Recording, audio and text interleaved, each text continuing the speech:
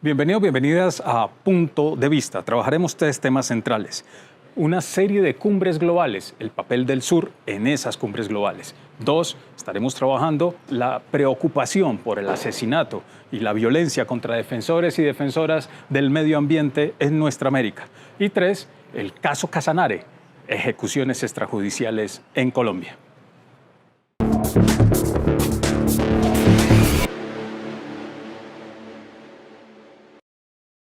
Tres cumbres globales, G20, G77 y la Asamblea de las Naciones Unidas. Tres cumbres en secuencia que dan cuenta, entre otras, de un cambio sustancial del nuevo orden mundial. El Grupo de los 20, el G20, es un foro que se realiza con el fin de buscar una estabilidad financiera, siempre marcado por la hegemonía de Occidente.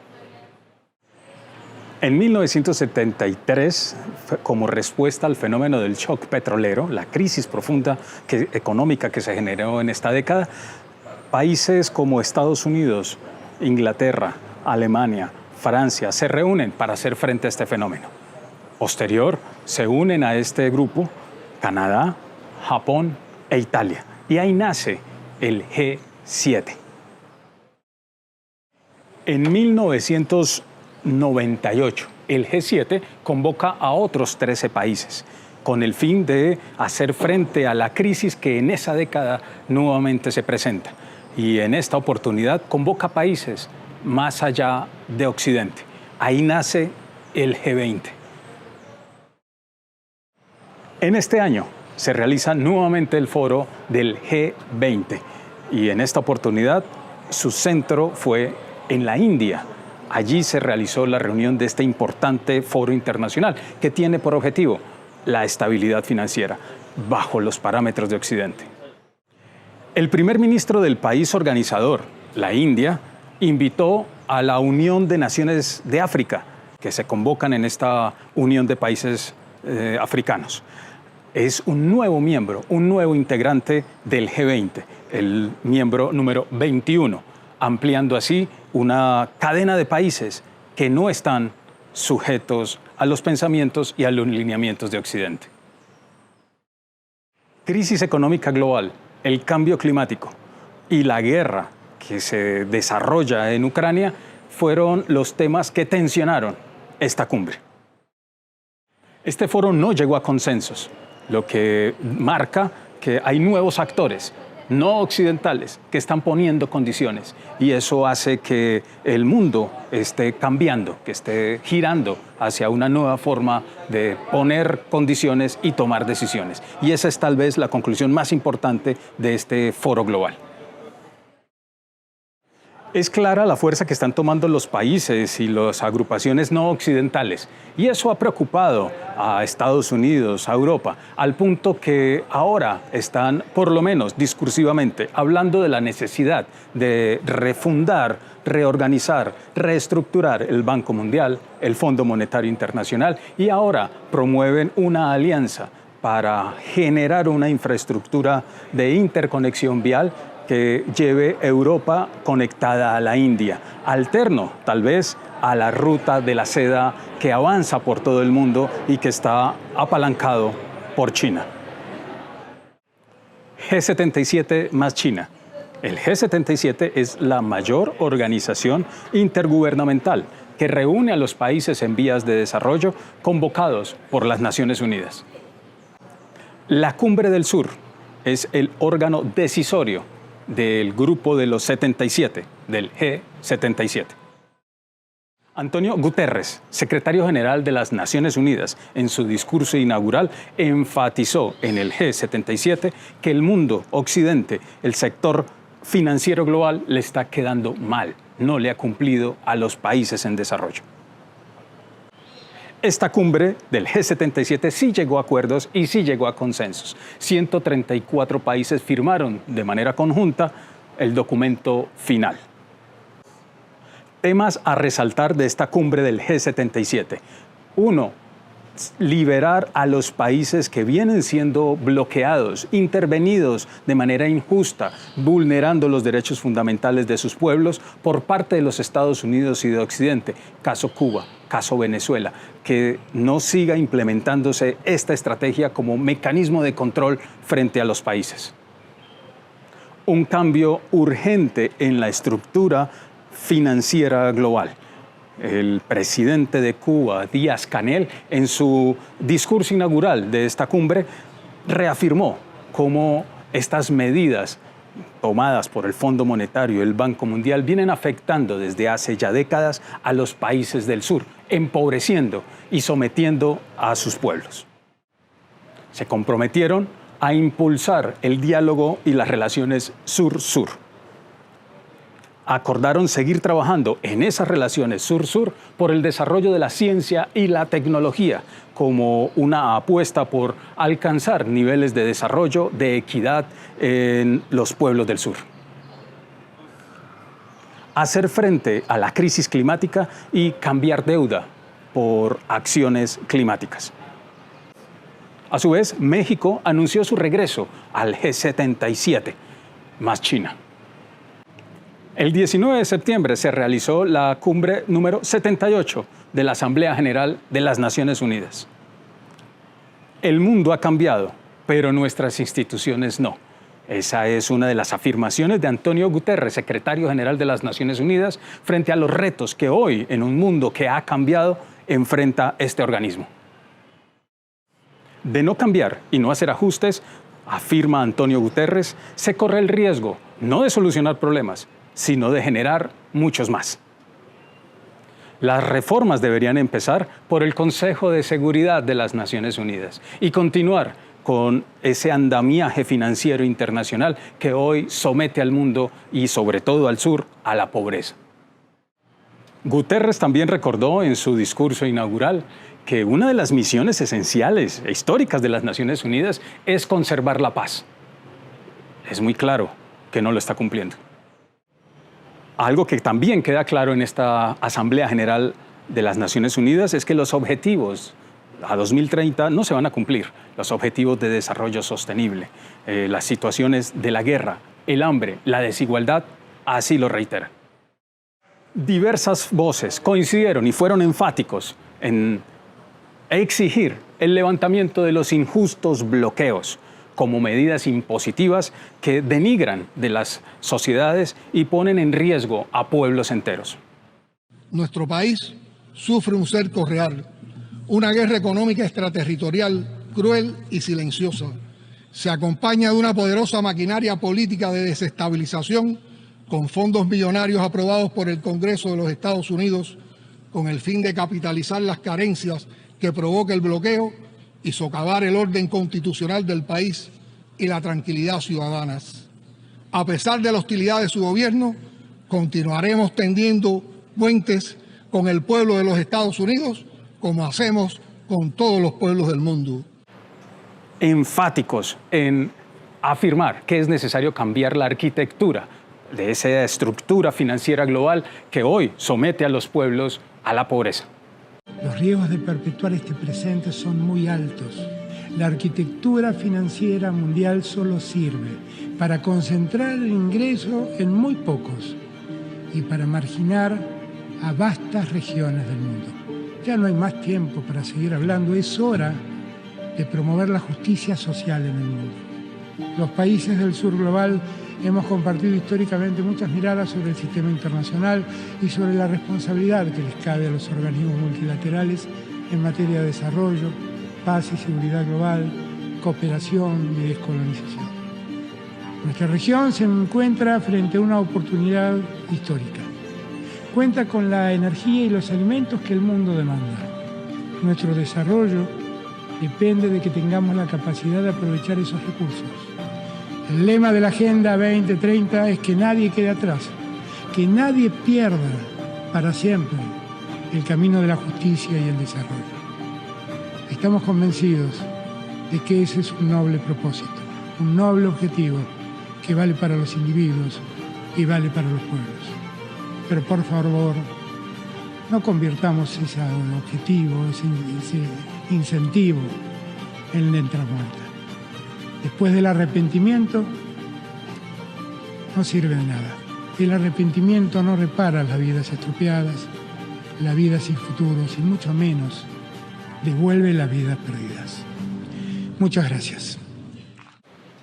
Y afirmaron la necesidad de hacer frente a los desafíos del cambio climático y ponernos serios como planeta a decretar la paz global como la ruta y la solución. En este año que ha pasado desde el último discurso que di en Naciones Unidas, no hemos visto sino profundizar lo que los ricos reunidos en Davos llamaron la policrisis. La guerra sigue, el hambre continúa, la recesión aumenta y la crisis climática ha mostrado sus dientes como nunca, llevándose decenas de miles de vidas y calentando las tierras y los mares como nunca.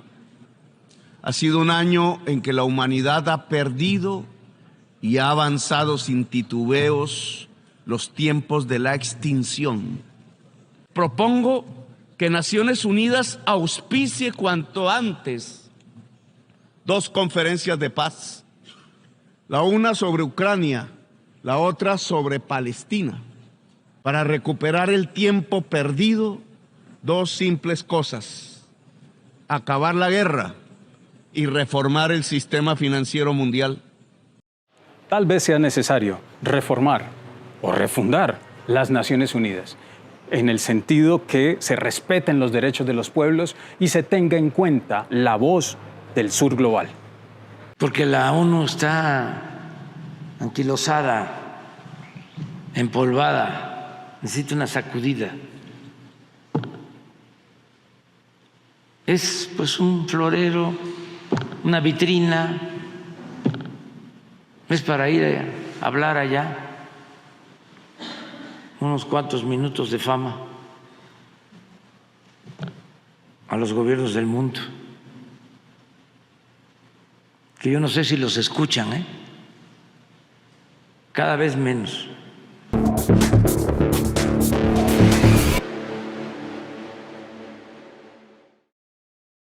Durante 11 años, Global Witness viene haciéndole seguimiento al asesinato y violaciones de los derechos fundamentales de las personas, defensores y defensoras del medio ambiente.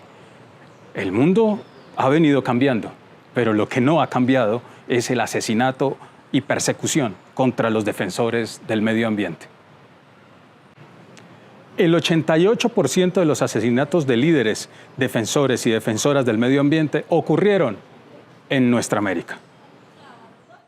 Colombia, desafortunadamente, un nuevo año más en el que ocupa el primer puesto en el asesinato y violación de derechos fundamentales de defensores y defensoras del medio ambiente. Un informe de Global Witness que data de la situación del año 2022. Más de 1/3 de la población registrada, de los asesinatos registrados, hacían parte de pueblos étnicos, población indígena y afro. De fondo está la disputa por la tierra, la disputa por el uso y la tenencia de la misma. La lucha global por el control de los territorios ricos en recursos naturales sigue en pie. Tal vez las formas de explotación colonial nunca se fueron y por el contrario hoy se exacerban mucho más por la crisis económica que existe a nivel global. Tenemos que luchar por nuestra cuenta. Es la expresión de los pueblos indígenas de la Amazonía y de las asambleas contra las rutas del saqueo del sur del continente. Desde hace aproximadamente 20 años viene en toda Latinoamérica la construcción de diferentes obras de infraestructura como puentes, carreteras, puertos, hidrovías, que lo que ha permitido es facilitar el saqueo de bienes comunes. Todo esto de la mano de la banca internacional y de los gobiernos de turno, que lo que le ha permitido básicamente es la disminución de sus costos de operación, precisamente aumentando el lucro de manera exponencial. Este es el mismo error que se venía ocurriendo o que venía ocurriendo desde la invasión colonial.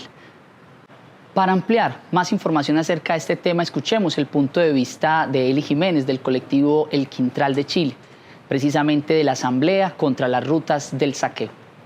En las tierras que conocemos como América Latina y el Caribe, estamos viviendo una nueva fase, un nuevo ciclo de colonización y despojo de los territorios, ¿ya? Se ha abierto, en la década del 70 en adelante, se ha actualizado un nuevo ciclo extractivista. Entendemos el extractivismo como la explotación intensiva y extensiva de los territorios, de las naturalezas de los territorios, incluida la naturaleza humana, con la intención de generar materias primas, transformar, reducir los bienes de la naturaleza al rol de materias primas y conducirlos, orientarlos para alimentar las dinámicas del capitalismo global, ¿ya? El punto es que esta nueva avanzada, esta nueva ola extractivista en los territorios está obviamente generando una transformación de las dinámicas ecológicas, está generando una transformación de los territorios. Las obras de infraestructura son un frente poco difundido y sobre todo poco criticado en la lógica desarrollista, pero es precisamente el que permite ser el corazón no solamente del flujo de capitales y el flujo de mercancías por parte de las empresas transnacionales, sino el que le permite esas ganancias tan extraordinarias. Frente a esta realidad, escuchemos entonces el punto de vista de Raúl Civechi, un defensor de los derechos de los pueblos de nuestra América. Si tuviéramos que explicar las razones profundas por las cuales América Latina se encuentra a la cabeza del mundo en cuanto a asesinatos de líderes ambientales, de ambientalistas, tendríamos que enfocarnos en dos hechos fundamentales que creo que son las razones de fondo. En primer lugar, la gran desigualdad de América Latina. América Latina es el continente más desigual del mundo y es fuera de duda el continente donde la desigualdad está creciendo, además de forma exponencial. Pero también América Latina es el continente donde el modelo extractivista de acumulación por despojo, acumulación por robo, que es la principal forma como se manifiesta el capitalismo neoliberal en el mundo hoy, ese modelo también tiene en América Latina sus garras colocadas, ¿verdad? Es un modelo que convierte la naturaleza en mercancías, en commodities, y para eso necesita desplazar población. Y produce daños ambientales enormes. Entonces, este modelo es respondido por las organizaciones sociales, no solo las organizaciones ecologistas o ambientalistas, sino en general las organizaciones sociales, populares, campesinas, indígenas y negras, es respondido con movilización, con intento de frenar esas iniciativas extractivas, que son básicamente la minería a cielo abierto, con retroexcavadoras, que son los monocultivos de soja o de palma, según en qué lugar de Sudamérica estemos, que es las grandes obras de infraestructura, ¿verdad? Y la especulación inmobiliaria urbana, todos ellos desplazan poblaciones para apropiarse de los bienes comunes, de la naturaleza. Entonces, cuando los movimientos intentan frenar este modelo agresivo con el medio ambiente y las personas, se encuentran que los hacedores, las empresas que encabezan esos emprendimientos, apelan, indirectamente por supuesto, a la enorme desigualdad existente en nuestro continente, desigualdad que genera impunidad, desigualdad que genera la capacidad de esas empresas de seguir haciendo lo mismo, incluso con violencia, como son los crímenes contra militantes, contra miembros de las organizaciones sociales que defienden el medio ambiente. Entonces, estos dos elementos conjuntados, enorme desigualdad, el continente de la desigualdad y el continente del extractivismo, de la acumulación por robo, por despojo, hacen que se junten, confluyan y se conviertan en un factor estructural, no coyuntural, estructural de la violencia contra las organizaciones que defienden el medio ambiente. Saben que tienen impunidad, saben que la desigualdad les garantiza impunidad y siguen adelante con su modelo sin ningún problema. Y esto, insisto, es un aspecto que hasta que no cambie el modelo de acumulación y la desigualdad imperante, van a seguir habiendo crímenes independientemente de quién ocupe el gobierno.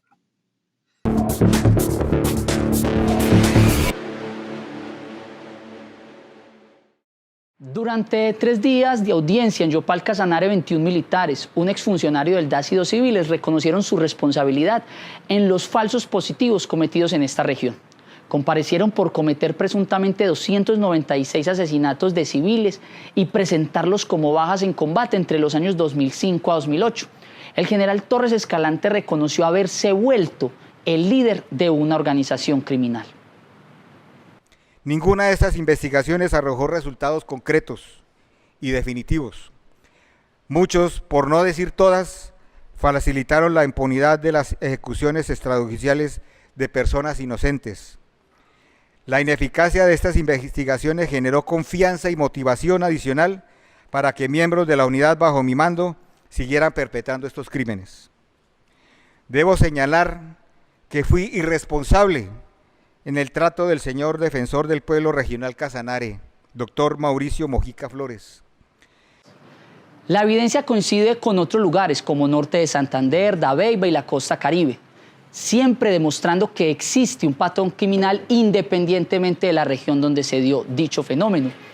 El coronel Wilson Camargo Tamayo compareció y refirió: he evidenciado que la política de seguridad democrática del expresidente Álvaro Uribe fue una política totalmente nefasta.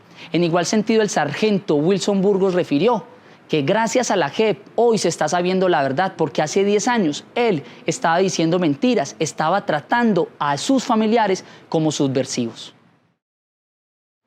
La estigmatización fue tal vez la causa que llevó a los militares del Batallón de Infantería número 44 a seleccionar las personas más vulnerables, más indefensas entre la sociedad, para, por medio de engaños, ofreciéndoles trabajo o otras invitaciones, y hacerlos pasar como falsos positivos, es decir, personas caídas en un presunto combate. Queda mucha verdad por saber. Necesitamos conocer precisamente cómo se dio todo esto en todo el territorio nacional y cuál fue la sistematicidad que existe entre todos estos diferentes casos. Conocer entonces los verdaderos responsables, quienes se lucraron sobre todo con dicha actividad. Aún esta actividad de falsos positivos no termina. Esa relación entre paramilitarismo y ejército sigue todavía en cada región. Denuncias que dan cuenta precisamente de esa alianza criminal. Necesitamos conocer cómo es que aún continúa la formación en militares en torno a eso que se ha llamado el enemigo interno, es decir, esas personas que se salen del entorno y que hacen oposición democrática, como campesinos, indígenas, y en términos generales personas empobrecidas, es decir, también aquí hay un sesgo de clase. Es precisamente en torno a esto que queremos conocer el punto de vista del coronel retirado Omar Rojas, sociólogo, y quien ha escrito varios libros en torno a este tema. Existe cierta tendencia en el país de asimilar los asesinatos, las ejecuciones extrajudiciales y el falso positivo como sinónimos. Son 3 conductas criminales totalmente diferentes. El falso positivo no es un eufemismo, es un dispositivo, una categoría criminal que hasta ahora comienza a revelarse no solamente en Colombia, sino en el mundo. En Kashmir, India, es conocido como falsos encuentros, los asesinatos que cometen los policías a personas no criminales. Estas son presentadas como delincuentes. En cuanto a Colombia, la Jurisdicción Especial para la Paz viene revelando lo que víctimas, abogados y defensores de los derechos humanos denunciaban. Las denuncias no eran escuchadas porque, entre otros, la justicia penal militar no investigaba, era cómplice. Por el contrario, ese órgano de investigación asesoraba a unidades militares y asesinos para adecuar el lugar de los hechos. Desconozco investigaciones, tanto judiciales y académicas, en las que se revele la participación directa de la justicia penal militar con los asesinatos y las ejecuciones cometidas por la fuerza pública. El subcaso Casanare saca a la luz pública cómo el antiguo DAS participó en el falso positivo recibiendo órdenes directas desde la Presidencia de la República. El falso positivo es un dispositivo de control social, coercitivo, de terror. Para ello, las instituciones realizan coordinaciones con grupos de terroristas y con la empresa para desviar la atención de la razón real por la cual agentes del Estado asesinan. Todavía se cree que este dispositivo se lleva a cabo para convencer que la guerra contra la FARC se estaba ganando. Simplemente se instrumentaliza a las fuerzas militares para ocultar cómo los que estaban gobernando devastaban el país y le entregaban a multinacionales los recursos naturales de la nación. Si bien es cierto que la verdad contada ante la JEP le permite a millares de víctimas a cerrar el duelo, se requiere de manera urgente la reestructuración de las Fuerzas Armadas, de la Fiscalía y de órganos de control. Si no hay un viraje para que se deje de adoctrinar a militares, policías y funcionarios judiciales, estos seguirán asesinando personas vulnerables y enviando a la cárcel gente inocente. No es gratuito que no solamente se conozca a Colombia por las drogas, sino por mercenarios formados en academias militares y de policía. Bien, hemos llegado al final. Nos estaremos entonces encontrando en una próxima oportunidad para seguir profundizando sobre nuestros puntos de vista.